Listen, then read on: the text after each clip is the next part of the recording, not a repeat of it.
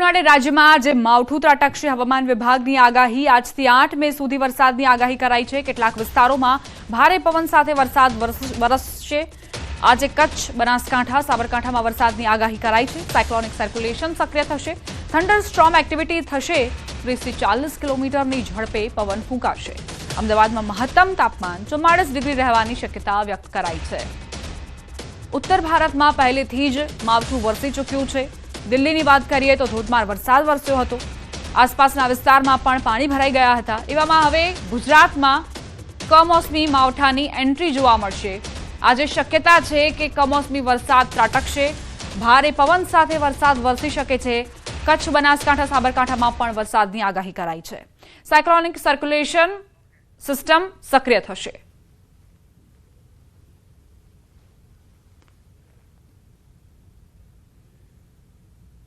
दिवस 2 से लेकर दिवस 7 तक आइसोलेटेड पॉकेट्स में सौराष्ट्र, कच्छ और गुजरात रीजन में वर्षा की संभावना है। साथ में थंडर स्टॉर्म और लाइटनिंग की भी उम्मीद है। गस्टी में रहेंगी 30 से 40 के आसपास दिवस 2 से लेके और 4 तक। और दिवस 5 में थोड़ी इंटेंसिटी बढ़ने की उम्मीद है। दिवस 5 और 6 में जो गस्टी विंड है वो 40 से 50 किलोमीटर प्रति घंटे की रफ्तार से है। तो आइसोलेटेड पॉकेट्स में गुजरात रीजन और सौराष्ट्र कच्छ में उम्मीद है। तो वरसादनी आगाही करवामां आवी छे के आखरे 3 મે થી લઈને 8 મે સુધી કયા કયા વિસ્તારોમાં ક્યારે વરસાદ વરસશે। આજની વાત કરીએ કે ક્યાં ક્યાં આગાહી કરવામાં આવી છે તો કચ્છ, બનાસકાંઠા, સાબરકાંઠામાં વરસાદ વરસી શકે છે। આ 3 એવા જિલ્લાઓ છે જ્યાં સંભાવના છે કે કમોસમી વરસાદ ત્રાટકે। આ સિવાય હવે આગળ વધી અને કાલે કયા કયા વરસાદ વરસી શકે છે, 4 મેની શું સ્થિતિ રહેવાની છે તે પણ જણાવી દઈએ તો ઉત્તર ગુજરાતના ઘણા એવા જિલ્લાઓ જે પ્રભાવિત જોવા મળશે કમોસમી વરસાદથી અને ત્યારબાદ ધીમે ધીમે આખા ગુજરાતને આ કમોસમી માવઠું કવર કરી લેશે। 3 થી લઈને 8 તારીખ સુધી સંભાવનાઓ છે કે કમોસમી વરસાદ ત્રાટકે અને તે દરમિયાન પવનની ગતિ પણ 30 થી 50 કિલોમીટર પ્રતિ કલાકની હોઈ શકે છે। આ પહેલા ઉત્તર ભારતમાં કમોસમી વરસાદે જે વરસાદ ખાબક્યો અને ત્યારબાદ સ્થિતિ સર્જાઈ હતી તેના કારણે લોકો પરેશાન થયા હતા। જો કે ગરમીથી રાહતના સમાચાર જરૂરથી મળશે। હવે આગળ વાત કરીએ ભૂક્કા બોલાવી દેતી આગાહીની।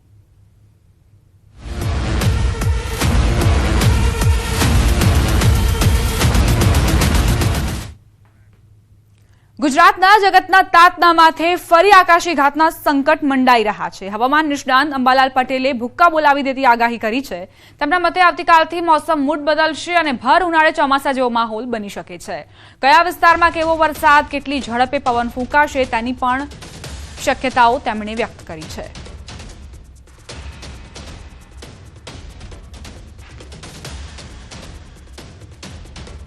હવે આગામી દિવસોમાં भारे आंधी वंटोळ અને ગાજવી સાથે વરસાદ થવાની શક્યતા રહેશે। લગભગ કેટલાક ભાગોમાં ઉત્તર ભારતના ભાગોમાં 80 કિલોમીટર પ્રતિ કલાકની ઝડપે પવન ફૂંકાવાની રહેશે। અમદાવાદ, ગાંધીનગર, ઉત્તર ગુજરાતના કેટલાક ભાગોમાં પણ 50 થી 60 કિલોમીટરની ઝડપે પવન ફૂંકાતા ઊભા કેટલાક ઝાડનો લગભગ મૂળિયા હલી જાય તેવો પવન ફૂંકાવાની શક્યતા રહેશે। પણ ઉલ્લેખનીય છે કે હવે ધીરે ધીરે પ્રી મોન્સૂન એક્ટિવિટી શરૂ થશે અને તારીખ 3 થી ગુજરાતના હવામાનમાં પણ પલટો આવશે અને તારીખ 5, 6, 7, 8 તારીખમાં ધોધમાર વરસાદ લગભગ ઉત્તર ગુજરાતના કેટલાક ભાગો, કચ્છના ભાગોમાં ક્યારેક હળવું પૂર પણ આવી શકવાની શક્યતા રહેશે। એટલે હવે વરસાદ જે છે એની ગતિવિધિ પ્રી મોન્સૂન એક્ટિવિટી શરૂ થશે। અંબાલાલના મતે 8 મે સુધીના સમયમાં ગુજરાતમાં વૈશાખ મહિનામાં અષાઢ જેવો માહોલ બની શકે છે। જો કે આ ગાળા બાદ ફરી 2 વખત કમોસમી વરસાદ ગુજરાતને ગમરોડશે। આ ગાળામાં વીજ પ્રપાતના પણ એંધાણ છે। વરસાદની ગતિવિધિ સાથે સાથે કોઈ ભાગોમાં તો વરસાદ ચોમાસા જેવો જ વરસાદ પડશે, પરંતુ આંધી વંટોળ સાથે પ્રી મોન્સૂન એક્ટિવિટી શરૂ થવાની શક્યતા રહેશે અને લગભગ તારીખ 11 થી 20 મેમાં પણ ભારે આંધી વંટોળ સાથે કેટલાક ભાગમાં વરસાદ કે છાંટા પડવાની શક્યતા રહેશે અને ત્યારબાદ પણ તારીખ 25 મે થી 4 જૂન વચ્ચે પણ અરબી સમુદ્રમાં હલચલ જોવા મળશે।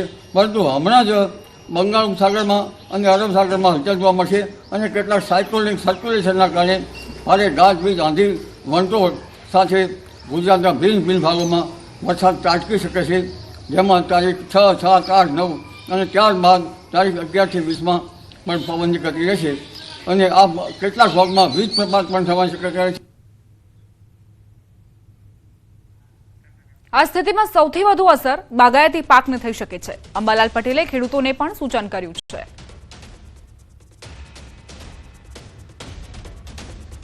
ઝાડના મૂળિયા હારી જાય અને બાગાયતી પાકોને હરકત આવે કેટલો પવન ફૂંકાવાની શક્યતા છે. પવનને ગાજવીજના હાથીથી જનધને કાઢી રાખવી એ શક્ય છે. ગુજરાત સહિત આખા દેશમાં ચોમાસું જામશે. દેશના મોટા ભાગના રાજ્યમાં તોફાની વરસાદનું એલર્ટ સંભવતઃ પહેલીવાર ભર ઉનાળે આખા દેશમાં એલર્ટ અપાયું છે. એક સપ્તાહ દરમિયાન આખા દેશમાં વરસાદનું એલર્ટ. ગુજરાતમાં ઘમરોડી નાખશે તોફાની વરસાદ. હવામાન વિભાગે અલગ અલગ દિવસ માટે આ એલર્ટ આપ્યું છે. આગાહીકાર રજનીકાંત લાલાણીની આગાહી. 4 થી 4 ઇંચ માવઠાનો વરસાદ થવાની શક્યતા. કેટલાક વિસ્તારમાં 4 ઇંચને પણ પાર કરી શકે છે વરસાદ. 50 થી 60 કિલોમીટરની ઝડપથી પવન ફૂંકાઈ શકે છે. રાજસ્થાન પાકિસ્તાન સરહદે મજબૂત સર્ક્યુલેશન સિસ્ટમ છે. રાજસ્થાનથી મધ્ય અરબ સાગર સુધી ટ્રફ સર્જાશે. ગુજરાતનું વાતાવરણ ખૂબ જ અસ્થિર બનશે. અલગ અલગ વિસ્તારમાં હળવાથી મધ્યમ ભારે માવઠા જોવા મળશે. 6 થી લઈને 9 મે સુધી માવઠાની અસર વધારે રહેશે. જેમ જેમ સર્ક્યુલેશન લોકેશન બદલશે એમ અલગ અલગ જગ્યાએ માવઠું થશે. માવઠાથી કેરી, તલ સહિતના પાકોને નુકસાન થઈ શકે છે. માવઠા સાથે ટેનિસ બોલ આકારના કરા પડી શકે છે. 9 મે સુધી ગુજરાતીઓ સાવધાન રહેજો. હવામાન નિષ્ણાંત અથ્રેયા શેટ્ટીનું અનુમાન. તોફાની અંદાજમાં માવઠું ખાબકી શકે છે. ભારે પવન સાથે ભારે માવઠું થવાની સંભાવના છે. ટેનિસ બોલ જેવા કરા પડી શકે છે. 30 થી 60 કિલોમીટરની ઝડપથી પવન ફૂંકાઈ શકે છે. સૌરાષ્ટ્ર કચ્છમાં તીવ્રતા વધુ રહી શકે છે. 6 થી 8 મે દરમિયાન તીવ્રતા વધશે. 1 થી લઈને 3.5 ઇંચ વરસાદ સંભવ છે. ગાજવીજ સાથે વરસાદની શક્યતા છે. વીજળી પડવાની પણ ઘાતક સંભાવના અથ્રેયા શેટ્ટીએ વ્યક્ત કરી.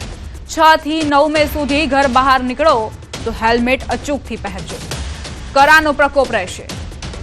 કાર માલિકો કારનો કાચ સંભાળજો. 6 થી 9 મે સુધી રેનકોટ સાથે હેલ્મેટ પણ પહેરજો. આ તરફ અથ્રેયા શેટ્ટીનું કહેવું છે કે વેસ્ટર્ન ડિસ્ટર્બન્સ ગુજરાત પરથી પસાર થઈ રહ્યું છે, જે મે મહિનામાં ભાગ્યે જ બનતી ઘટના છે.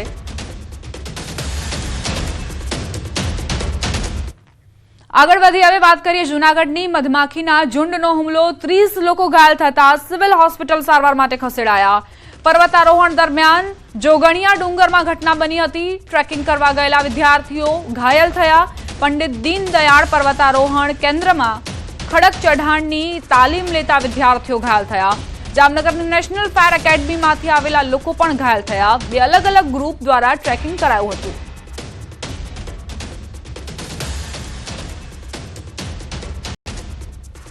પાટનાકા પુલ પાસે જોગણિયા ડુંગર ઉપર છોકરાઓને મધમાખી કરડેલ હોય અને એ છોકરાઓનું રેસ્ક્યુ કરવા માટેનો કોલ આવે. તાત્કાલિક અમારી ટીમ ઘટના સ્થળે પહોંચી અને તેના છોકરાઓનું રેસ્ક્યુ કરી અને દરેક છોકરાઓનો હોસ્પિટલમાં દાખલ કરેલ છે. અંદાજે 40-45 છોકરાઓનું રેસ્ક્યુ કરેલ છે અને સિવિલ હોસ્પિટલમાં દાખલ કરેલા હતા. ત્યારે મધુમક્ખીએ અમારી ઉપર અટેક કરેલો છે, પણ અત્યારે સિવિલમાં છીએ અમે અને સારવાર અમને પૂરી મળેલી છે. અમે 94 છોકરા હતા ને 9 ઇન્સ્ટ્રક્ટર હતા.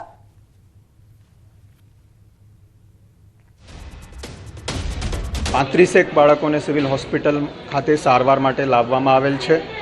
તમામ બાળકોને તાત્કાલિક અત્રે સિવિલ હોસ્પિટલ ખાતે સારવાર આપવામાં આવેલ છે અને તમામ બાળકો અત્યારે સ્ટેબલ કન્ડિશનમાં છે. સિવિલ હોસ્પિટલ ખાતે પૂરતા પ્રમાણમાં ડૉક્ટર સ્ટાફ, નર્સિંગ સ્ટાફ તથા મેડિસિનનો સ્ટોક પૂરતા પ્રમાણમાં ઉપલબ્ધ છે. આ સાથે જ બુલેટિનમાં અત્યારે બસ આટલું જ. વધુ અપડેટ્સ માટે આપ જોતા રહો ગુજરાતની number 1 news channel news 18 Gujarati.